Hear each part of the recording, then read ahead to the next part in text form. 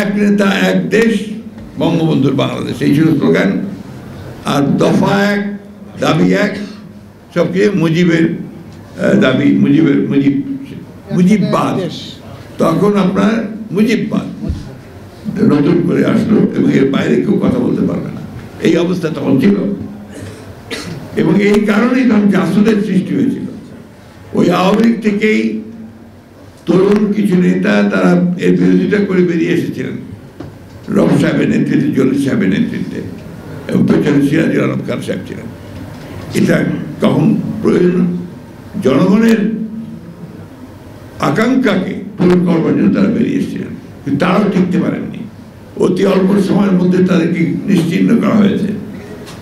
রক্ষী বাহিনী তৈরি করা হয়েছিল একটা। আমরা কেন জানি না, জাতি শুধু ভুলে যায়।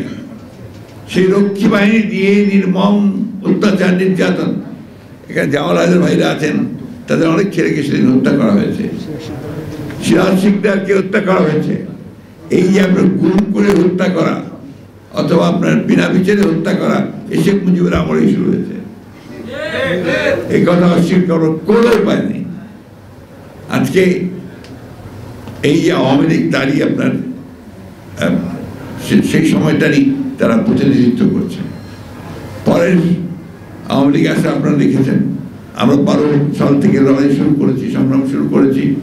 আমরা একটার পর একটা আন্দোলন করেছি, মুভমেন্ট করেছি, এবং সব শেষেই আমরা সমস্ত রাজনৈতিক দলগুলো মিলে, দেশপ্রেমিক দলগুলো মিলে আমরা যুগপৎ আন্দোলন করার সিদ্ধান্ত নিয়েছি। ফ্যাসিবাদী Awami League double million offer, Walton fridge কিনে পেতে পারেন 20 লক্ষ টাকা, রয়েছে কোটি কোটি টাকার নিশ্চিত উপহার। তারা অত্যন্ত সুপরিকল্পিত হবে, সচেতন ভাবে বাংলাদেশের গণতন্ত্রকে দ্বিতীয়বার হত্যা করে তাকে একদলীয় শাসন ব্যবস্থা প্রবর্তন করতে চেয়েছিল।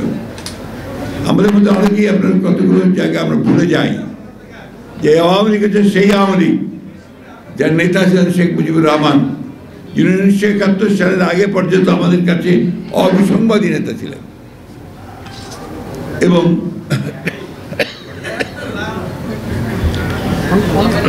সেই নেতা স্বাধীনতার পরে পরেই পাকিস্তান থেকে ফিরে এসে বাংলাদেশকে গঠন করবার নাম করে নিয়োগ করে এটাকে একটা দুর্নীতির আঁকড়াতে পরিণত করেছিলেন।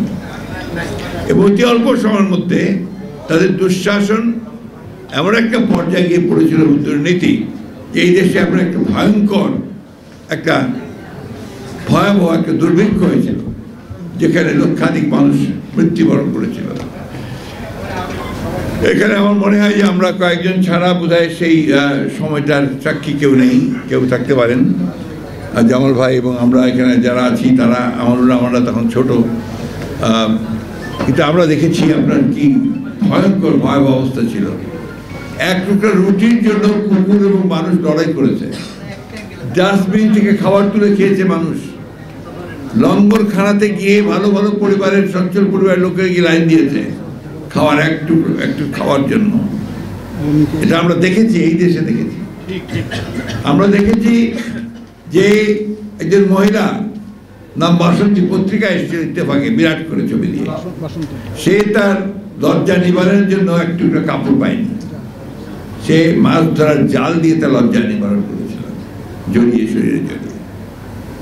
এই সময়ে তৈরি করেছিল আওয়ামী লীগ এবং নেতৃত্ব ছিল শেখ মুজিবুর রহমান। এই কথাটা আমরা বারবার বলতে হয়, মনে করিয়ে দিতে হয়। আমরা এই কথাগুলো বহুবার বলেছি। আওয়ামী লীগ একটা দল, যে দলটি গণতন্ত্রে কোনোদিনই বিশ্বাস করতো না, কিন্তু গণতন্ত্রের কথা বলতো, আর যখনই ক্ষমতা পেত তখনই ফ্যাসিবাদের দিকে চলে যেত।